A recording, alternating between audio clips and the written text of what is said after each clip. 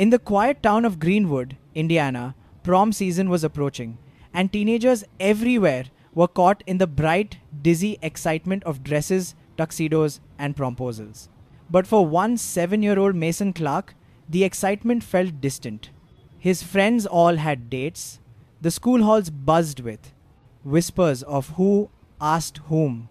But Mason didn't have anyone in mind. He wasn't shy, but he wasn't the type to rush into things either. So one afternoon, while visiting his family home, he casually mentioned at the dinner table, "Looks like I don't have a prom date this year." Across the table sat Grandma June, Mason's 3-year-old great grandmother. Tiny, sharp witted, and still full of mischief, she raised her eyebrows and said with a teasing grin, "Well, if no girl wants to go with you, I guess I'll just have to step in and take the job." Everyone laughed, everyone, except Mason, who looked at her and smiled thoughtfully. "You know," he said slowly, "I think I'd actually like that." June blinked, surprised.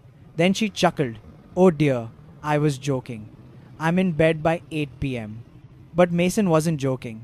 An idea began to grow in his mind, sweet, bold, and full of love. A week later, Grandma June was sitting in her recliner, knitting a scarf, when she heard a knock on the door. She shuffled over to answer it, and there stood Mason in a suit, holding a single white rose and a glittery poster board that read, "Will you go to prom with me, Grandma?" Her hand flew to her mouth. Tears shimmered in her eyes. "You crazy boy, you really mean it?" "I can't think of a better date," Mason answered. And just like that, the joke turned into one of the most heartwarming promposals the town had ever seen.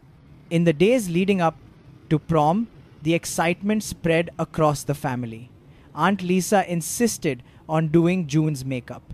Mason's mom bought a soft blue gown that matched her great-grandmother's eyes. Even the neighbors dropped by to offer her shoes, jewelry, and advice on how to handle the wild teenage music. June practiced walking in her small heels, pausing every few minutes to say, "Lord help me, what have I agreed to?" But her laughter said she loved every moment. When the big day came, Mason arrived at her house in a classic black tux, nervous but proud. June stepped out of her room, graceful, glowing, and wearing a delicate silver shawl. Everyone froze. "She looks like she's going to accept an Oscar," Mason whispered. Photos were taken, hugs exchanged, and then Mason helped her carefully into the car. As they arrived at the school, the reaction was immediate. Heads turned, smiles spread, whispers filled the gym. Students stared not out of confusion, but out of pure admiration. Mason offered his arm, and June looped hers through it like she had walked red carpets all her life. "Don't you dare let me fall," she muttered. "Never," he whispered. "Back." Inside, the lights sparkled, the music thumped, and the crowd cheered when they entered. Mason introduced her to his friends, who showered her with compliments. Someone even shouted, "Best prom date of the year." June swayed to a few fast songs from her chair, laughing every time the bass vibrated the floor. "This music could wake the dead," she joked. Then the DJ announced a slow dance. Mason knelt beside her and said, "May I have this dance?" June stood slowly, placed her wrinkled hands in his, and together they moved gently across the floor. It wasn't a perfect dance. She stepped on his toe twice. He held her tighter every time she wobbled, but to everyone watching, it was a moment of pure love between generations. Phones came out, pictures were taken, and even teachers wiped their eyes. Afterward, June patted Mason's cheek and said, "All right, sweetheart, that was lovely. Now take your old date home before she turns into a pumpkin. My bedtime is in 20 minutes."